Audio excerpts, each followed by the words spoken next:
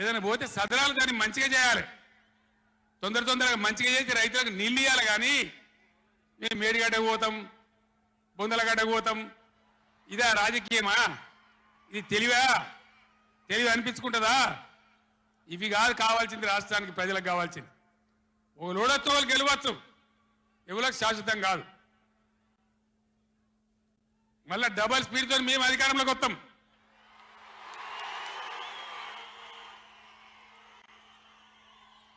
అప్పుడు మేం గిట్లే మాట్లాడన్నా, ఈ పద్ధతి అనుసరించన్నా, మిగిలితారా మీరు నశంలో కూడా? ఈ అహంకారంతో, దుర్మార్గమైన విధానంతో నదుల నీళ్ళ మీద నీకు అవగాహన లేదు. నన్ను అడిగినట్టు నేను చెప్పు కదా, అడిగే సంస్కారం ఉంటుందా, తెలివి ఉంటుందా? అన్నా ఏం దగ్గర ఇట్లా అంటాను, కేఆర్ఎంపీకి అప్పచెప్పమంటాను, ఏం చేయాలి? ఈ పొన్నాల లక్ష్మయ్య గారు ఉన్నాడు, హరీష్ రావు ఉన్నాడు, నేనున్నా, కడియం సిఆర్ ఉన్నాడు, నీళ్ళ మీద పనిచేసిన వాళ్ళు ఉన్నారు. ఎవరిని అడిగినా చెప్తుంటాం కదా. మీకు తెలివి లేకపోతే అప్పచెప్పుడు, ఆగమవుడు, బడ్జెట్ ఆపి తీర్మానం పెట్టుడు. నేను ఒక్కటే మాట మీతో చెప్తున్నా, దయచేసి. నిన్న కూడా అన్న నాతో హైదరాబాద్లో, సార్ అసెంబ్లీలో తీర్మానం అయిపోయింది కదా, ఇంకా నల్గొండ ఎందుకని. అసెంబ్లీలో తీర్మానంతో అయిపోదు, చెలో నల్గొండతో కూడా అయిపోదు.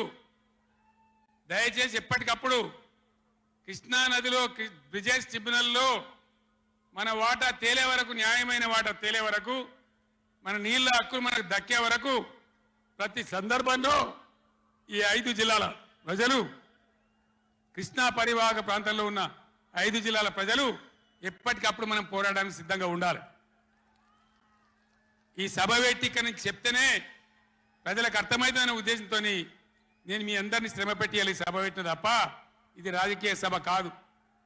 ఇలా ఏ ఎలక్షన్ లేదు, పార్లమెంట్ ఎలక్షన్ కూడా ఇంకా 2 నెలలకు 3 నెలలకు ఉన్నది, ఇప్పటికిప్పుడేం లేదు. నేను ఇలా వచ్చింది రాజకీయాల కోసం కాదు.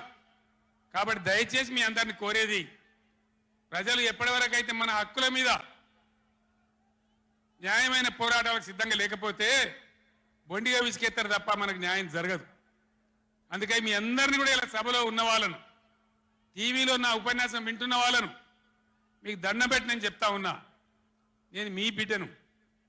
15 ఏళ్ళు పోరాడి సాగు నోట్ల తలకాయ పెట్టి చివరికి సాగు ధరదాకా పోయి ఈ తెలంగాణ తెచ్చింది నేను.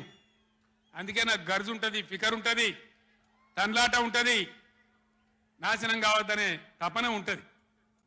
దీన్ని అర్థం చేసుకొని ఎప్పుడు యాక్షన్ కార్యక్రమాలకు పిలిపించినా ప్రభుత్వం యొక్క దమన నీతిని ఎండగట్టి రేపు చేయాలి, చాలా చేయాల్సి ఉంటుంది. ఇవాళకి ఇట్లా మోపు చేసిన కరెంటు రేపు ఇస్తారా? మార్చిలో, ఏప్రిల్లో, మే నెలలో ఇస్తారా? అసెంబ్లీలోనే జనరేటర్ తెచ్చిపెట్టిండ్రు, అంతపాటు గనులు. ఎన్నోసార్లు నేను చెప్పిన అసెంబ్లీలో మీరు విన్నారు. ఇదే నరేంద్ర మోడీ ప్రభుత్వం మీటర్లు పెట్టాలి, నా తలకాయ పోయినా సరే పెట్టాలని చెప్పిన నేను. 25,000 కోట్ల రూపాయలు ఇయ్యలే మనకి ఇవ్వాల్సినాయి, అయినా పెట్టలే. ఎందుకంటే నా తెలంగాణ రైతులు చెట్టుకోడు గుట్టకోడు అయినరు. హైదరాబాద్ పోయి ఆటో రిక్షాలు నడిపే గతి వచ్చింది. కాబట్టి వీళ్ళు మళ్ళీ ఒక దరికి రావాలి, పల్లెలు పచ్చబడాలి, రైతాంగం బాగుంటే అందరికి పని దొరుకుతుంది, చిన్న రైతు పెద్ద రైతు అందరు బతకాలని చెప్పి ఎంత మంచిగా పాట మాకు వస్తే తప్ప ఊరుకోమని చెప్పాలి. ఆ చెప్పేదాకా మనం కూడా ఎంబడబడాలి. ప్రజా ఉద్యమాలు ఉంటేనే ప్రభుత్వాలు అప్రమత్తంగా ఉంటాయి, జాగ్రత్తగా ఉంటాయి. కాబట్టి ఈ దొంగ నాటకాలు మానుకొని పాలమూరు ప్రాజెక్ట్ ఎట్లా చేయాలో ఆలోచన చేయండి, మంచి కరెంట్ ఎట్లా చేయాలో ఆలోచన చేయండి. మీరు గెలిచిన ఉండండి, 5 ఏళ్ళ అధికారంలో ఉండండి, మాకు అభ్యంతరం లేదు.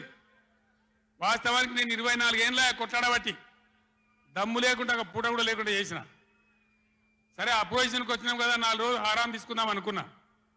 కానీ ఏం చేసిండ్రు? నల్లముఖం పిలివై చచ్చిపోయిన ఎలకని పట్టిందట. గవర్నమెంట్కి వచ్చుడే కృష్ణా నీళ్ళని ఉంచబోయి కేఆర్ఎంపీకి అప్పచెప్పింది. కట్ట మీద మొత్తం రిజర్వ్ పోలీసులు ఉన్నారు.